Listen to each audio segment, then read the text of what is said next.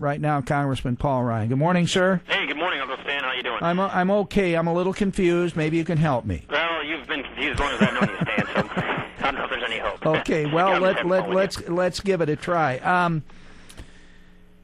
The president comes into Racine, and according to your press release, made some comments that folks in southeast Wisconsin should be happy and praising him because had the federal government not intervened in the two auto companies, jobs would have been lost at Chrysler and General Motors. And I'm thinking, does the president really understand where he is? That's exactly when he said that.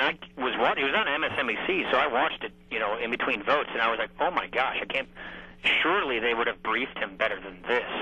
I mean, look, we all know the Janesville story, but let me tell you the Kenosha story in case you don't know it. As I understand it, Chrysler was making certain commitments to you all along the line, and then the Fiat deal came and it all blew up. Well, Chrysler was making commitments and statements to us. A guy whose name was Bob Nardelli at the time about keeping the Kenosha engine plant open. They're bringing a new engine in the Chrysler model called the Phoenix engine, and they're going to build a couple of Phoenix engine plants. And so we were vying for that engine to be built in Kenosha. Then comes the Obama takeover with his task force. And what they did in the engineering of that takeover is they put the new Phoenix engine plant in Mexico and put the Kenosha plant in the old bankrupt corporation to be sold off and liquidated. That's what Obama's task force did. Yeah. And so we've been screaming about this thing for, 6 or 8 months now. And so to come to Racine, 6 miles from that factory, and say that we needed to do this to save all these auto jobs, we lost 2 side-by-side factories in Oak Creek, Delphi. Mm-hmm. We lost the biggest plant in GM in North America, Janesville. And not only are we losing the Kenosha plant, but the very thing that they make in Kenosha that they were supposed to make is now going to be made in Mexico instead. That with taxpayer dollars. And so it doesn't make sense to me. I don't. I am puzzled why he came to your congressional district when he could have moved a few miles north and been in Gwen Moore's district, who is a Democrat. And then somebody said, well, there's a Democratic mayor in Racine. Maybe he needs a little help. It couldn't be that petty. Do you have any inside information on why he chose your congressional district? I don't. I really don't. I wouldn't even bother to speculate. I have no idea why.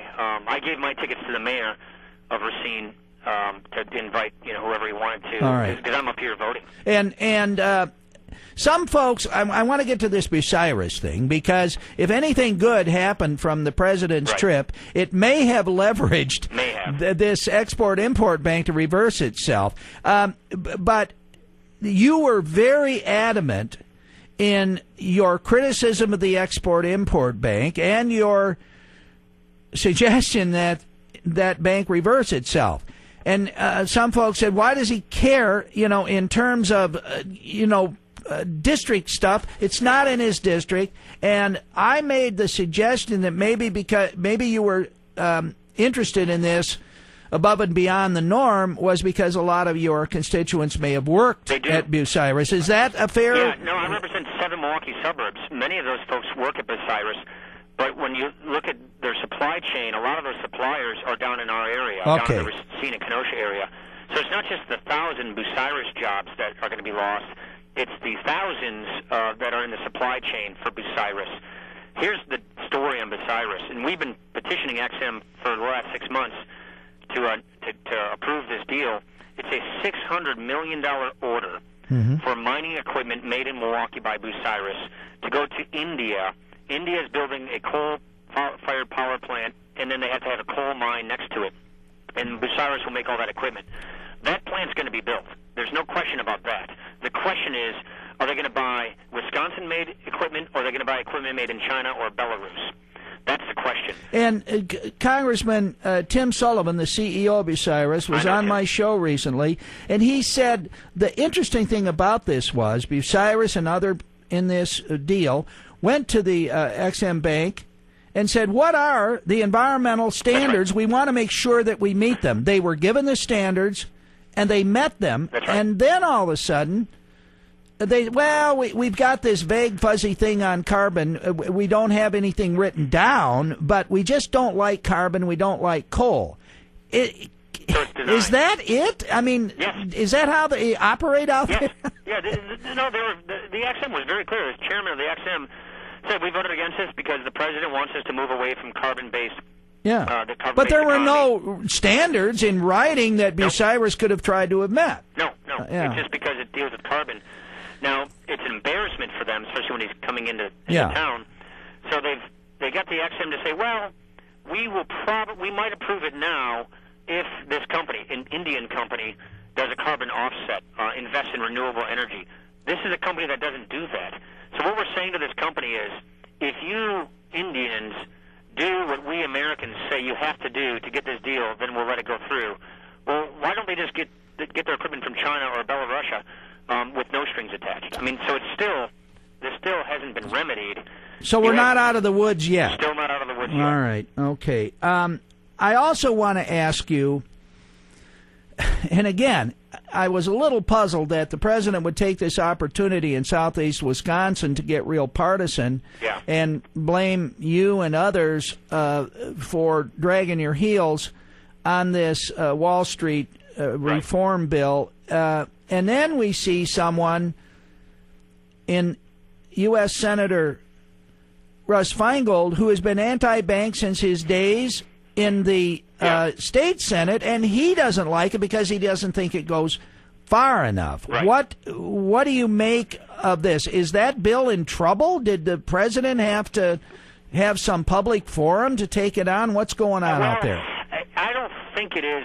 The problem was Senator Byrd died, so they lost that vote, and it's narrow. It passed the House yesterday. They're probably going to pass it the week after next in the Senate. So it is definitely not done yet. We offered an alternative. We offered to work with the Democrats on this bill. They rejected every offer, rejected the alternatives. So to suggest that if you're not for this bill, you're for the status quo, you're for hurting people and all of these things, that's what I call a straw man argument. It's very intellectually lazy. It's incorrect. It's disingenuous. It's partisan. And we have serious concerns with this bill because what it will do is it will give all the money and the preferences to the big financial institutions. It's our government basically giving the keys of the kingdom of the financial services industry to Citigroup and others at the expense of the Johnson banks of the world, at the expense of the small and medium-sized banks and financial institutions, which will politicize and restrict credit, which will hurt our economy. The key for me was when Goldman Sachs said they could live with it. Yeah, exactly. Something's going on. I think that's exactly right. When Goldman and Citigroup and all these other really large interconnected firms say, you know what, we're going to support this, what it means, and I can explain this in great detail, at the time, is that those guys are going to get the keys of the kingdom, and they can pull the drawbridge up behind them. Okay, I need to change subject real quickly here. A fellow named, I think it's Joe Klein. He writes for Time Magazine. Know who he is? Okay, he and I was reviewing some past issues, and he made a statement that you have probably ruined any chance you ever have of moving on, either in the party leadership or elected office, because your plan for the future calls for eliminating Medicare and replacing it with vouchers. You need to have an opportunity to respond to that. Yeah, two things. If you sit around these jobs and worry about getting some other job or getting reelected, you shouldn't be here. That's number one. Number two, what I am doing, according to Medicare, according to the Congressional Budget Office, is actually saving Medicare and making it solvent. What my bill does, unlike the current health care law, is it leaves Medicare completely intact, doesn't cut all these providers for current generation of seniors. It says if you're 55 and above, Medicare stays exactly the same as it is today. But it's this other part I think he was referring to. Go ahead. That's right. So there's a $38 trillion unfunded liability. Medicare goes bankrupt in 6 years. Okay. And what I'm saying is let's convert the system to one like we have in Congress, to the same kind of healthcare system that federal employees have, and it will be much more sustainable, and it actually saves the system so that future retirees, meaning people 54 and below, actually have a system that will be there for them when they retire. It works for me and my family as a member of Congress, and it will give us a better system that's sustainable and solvent, and I think that's what we ought to be doing, coming up with solutions to the problems not just ducking because of demagoguery. One final question. Your leader, Congressman Boehner, apparently it's Bash Boehner Week or something, and then I also read on Politico there's some concern that Congressman Cantor might be getting a little too big for his britches. He might be a little too ambitious. Is there a leadership fight brewing in case you take over the House? And what are your plans? You've been mentioned for higher posts, maybe chairman of the Budget Committee or Ways and Means, whatever. How do you view this inter-party squabble, first of all? And second of all, are you maneuvering for anything? No. I view the squabble as sort of a media creation. It's sort of like high school drama. It's not worth paying attention to. There really isn't a squabble. And you and Cantor and Boehner and everybody else still talking? Absolutely. Okay. All right. Sure. And I'm not going to run for elected leadership because, you're expected to spend your weekends flying around the country. I spend my weekends in Janesville with my family. And so that's why I don't want to go into elected leadership.